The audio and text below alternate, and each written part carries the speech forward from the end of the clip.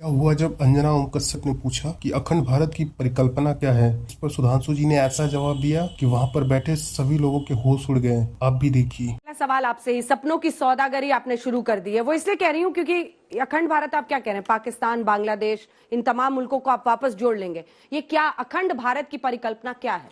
देखिए, पहले आपको भारत, अखंडता और संघ तीनों का विषय समझ लीजिए, आपको समझ में आ जाएगा। संघ की दृष्टि में राष्ट्र एक राजनीतिक सत्ता ही नहीं है, सिर्फ जो एक पॉलिटिकल पावर से गवर्न होती है, एक सांस्कृतिक सत्ता है। इसीलिए भारत के राष्ट्रगान में पंजाब, सिंध, गुजरात, मराठा है। सिंध हमारा राजनीतिक सत्ता का अंग नहीं, फिर भी भारत का हिस्सा है। इंडस वैली सिविलाइजेशन का मेजॉरिटी एरिया पाकिस्तान में है, पर पूछिए पाकिस्तान की हिस्ट्री में पढ़ाया जाता है भारत में।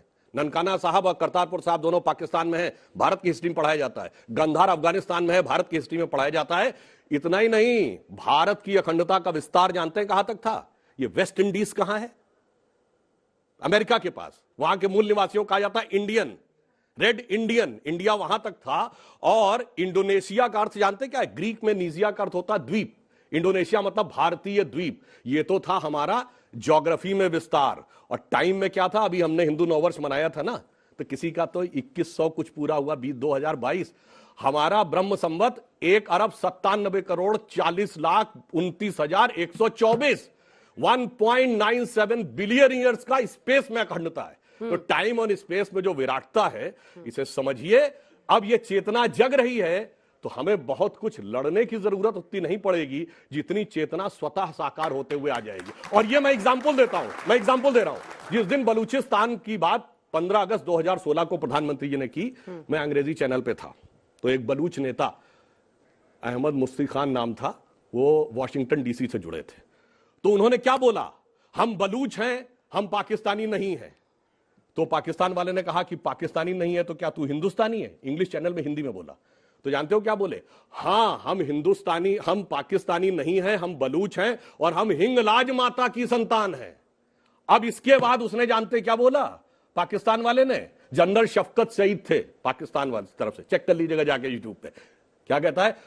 अब अबे तबे पे आ गया। कहता अबे हिंगलाज माता क्यों कह रहा, भारत माता क्यों नहीं कह देता? और समझियो बलूच नेता कहता हां हम कहते हैं, हम बलूच हैं, हम पाकिस्तानी नहीं हैं, हम हिंगलाज माता की संतान हैं और भारत माता की जय। अब बताइए देश कैसे कनेक्ट होता है? तो जब सब कुछ हो ही गया है तो 10 साल किस चीज का इंतजार करना है? जो एक्सेलरेटर दबा दिया है आप लोगों ने, फिर इंतजार क्या करना है? जब सब कुछ है ही तो फिर अखंड है। देखिए, सब परिकल्पना हमें दिमाग में रखिए। धीरे धीरे रे मना, धीरे सब कुछ होए, माली सींचे 100 घड़ा, ऋतु आए फल होए। और ऋतु आ गई है, चिंता मत करिए, शीघ्र ही फल भी दिखेगा। क्या ऋतु है ये? परिवर्तन। अच्छा, बहुत अच्छी आपने बात कही, हिंदू मुस्लिम ऋतु। नहीं, हिंदू मुस्लिम का इससे क्या मतलब है? जिस मैंने अखंडता की बात कही, उस अखंडता में हिंदू मुस्लिम कहां आते हैं? मुस्लिम का तो एंगल ही नहीं आता। फिर मैं एक और बात कहता हूं, पीओके लाइए ना, फिर पाकिस्तान को जोड़िएगा। अच्छा, जो आपने पीओके की बात कही है, हाँ। तो पहली बार ऐसा हुआ है कि पिछले 70 साल में जो हमारा टसल चलता था पाकिस्तान से, मैं चैलेंज करके कहता हूं, दुनिया में जहां कहीं भी लड़ाई होती थी, हमेशा कमजोर और छोटा कहता था ये बड़ा और ताकतवर हमें सता रहा है, पर हम इकलौते थे जो हम बड़े और ताकतवर होकर कहते थे कमजोर और छोटा हमें सता रहा है। पर पहली बार पाकिस्तान के नेशनल असेंबली में इमरान खान ने क्या बोला था?